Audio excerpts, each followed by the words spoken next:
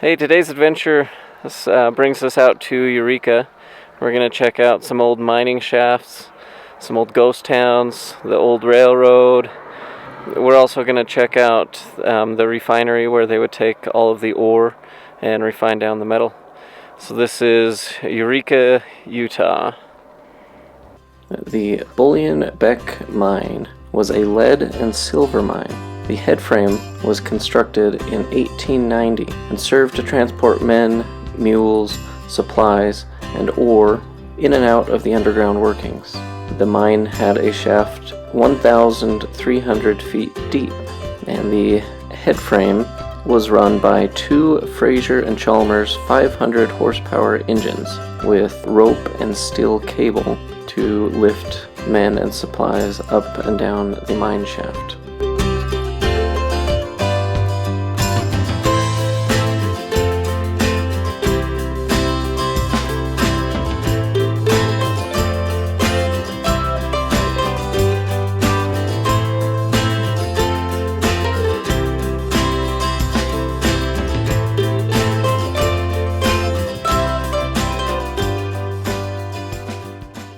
The Centennial Eureka mine is a lead, silver, zinc, and copper mine.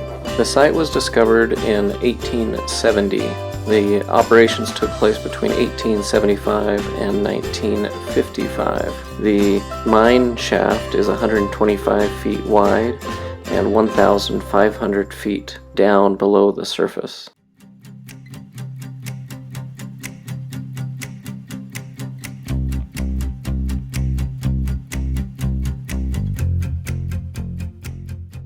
Mammoth Mine was discovered around the same time as the settlement of Eureka in February of 1870. Miners rushed in and began a boomtown. The area was remote and the environment harsh. No water was found nearby. The mines piped in water for industrial use, but residents had to buy drinking water for 10 cents a gallon. The mines in the area around Mammoth produced ore, silver, and gold. The Mammoth Mine was in production for around 75 years. Considered part of the Tintic mining district with other communities and mines in the area around Mammoth played a vital role in the mining economy of the Utah Territory and later the state of Utah. Activity in Mammoth peaked around 1900 through 1910 with a population of 2,500 to 3,000 people. The town had a school, 4 large hotels, and other businesses typical of a town its size.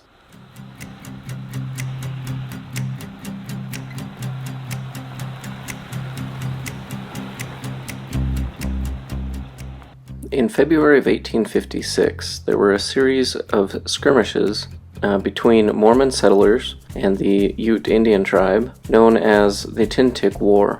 The Tintic War was named after a sub-chief of the Utes and was mostly over the natives' theft of cattle because of a severe drought. Many things in this area, near Eureka, Utah, share the name Tintic. The Tintic Standard Reduction Mill, the Tintic Railroad, Tintic Valley, all derived from the name of this sub-chief of the Utes.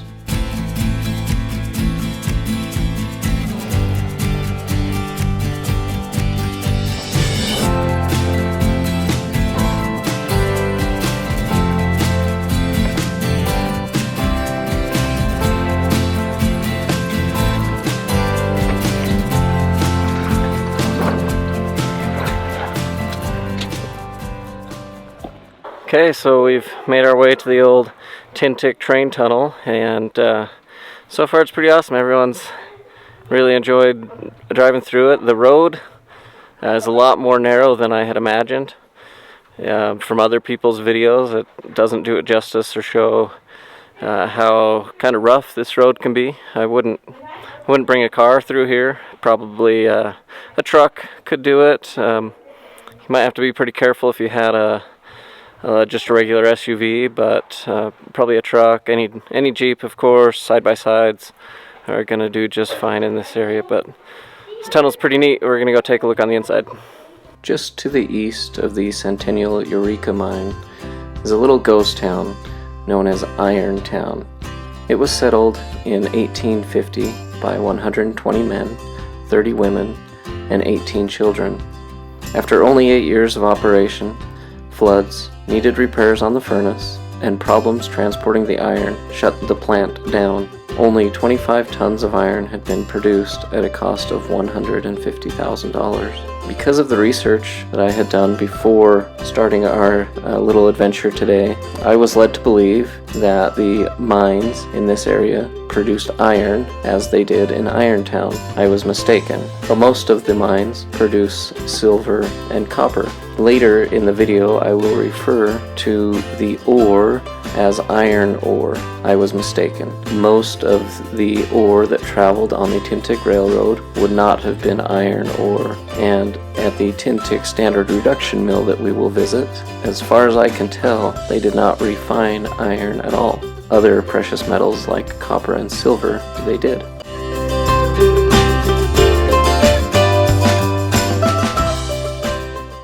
Okay, one of the things that we wanted to come and see, or that I wanted to come and see at least, was the construction of this tunnel and what it must have taken back over 100 years ago to dig this tunnel out.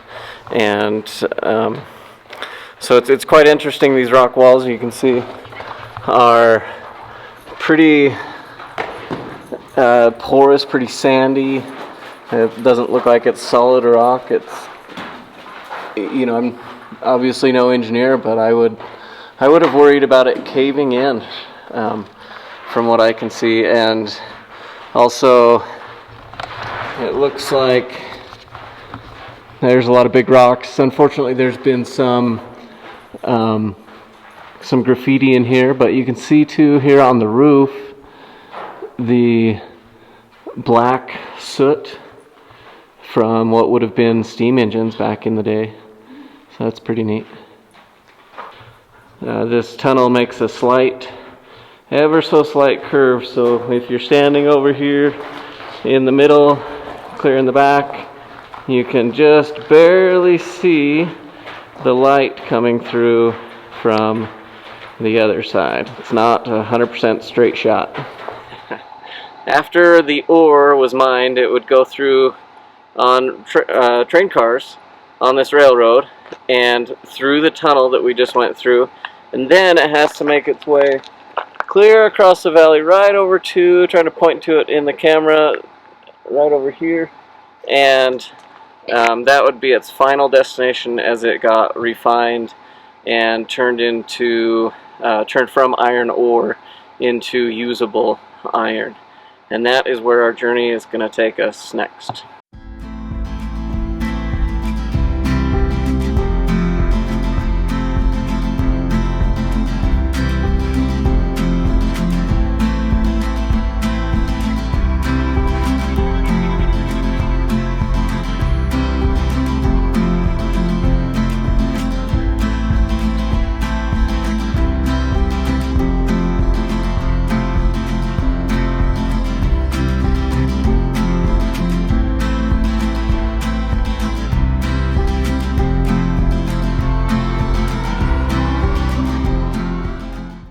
Okay, so we're standing here on the old train track that would have gone from Eureka and Mammoth and Silver City, a couple of those old towns, through the tunnel, and here's the train track behind us leading up to the reduction mill. As you can see, it's quite overgrown.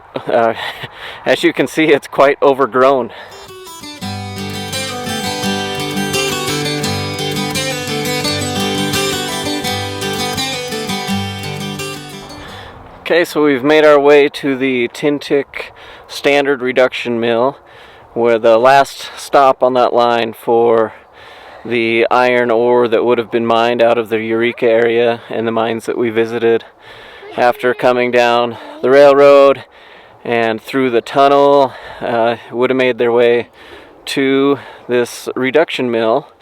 And you'll see in the video there's quite the problem with graffiti and people abusing this relic that's been left here for us, and so the area's been closed down. There's no trespassing, so we were able to fly the drone up there and get some cool shots. And we'll show you those here. The Tintic Standard Reduction Mill, also known as the Tintic Mill or Herald Mill, was built in 1920 and only operated from 1921 to 1925. It was designed and built by W.C. Madge. It is significant as the only American mill using the Augustine process during the early 1920s. The reduction mill processed metals including copper, gold, silver, and lead, all of which were received from another mill near Eureka. The metal content of ore was increased through the process to make transportation less expensive. The reducing process used was an acid brine chloridizing and leaching process, which became outdated, leading to the abandonment of the site in 1925. At the mill's highest productivity, it produced 200 tons of ore daily from the Tintic mining district.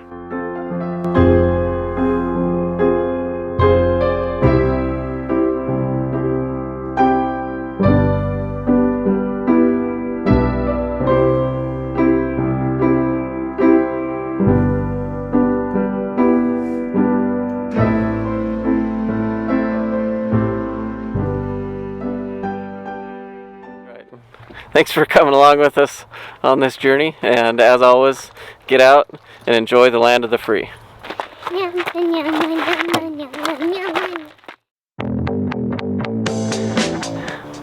What do I say? Enjoy the... Oh, that's right.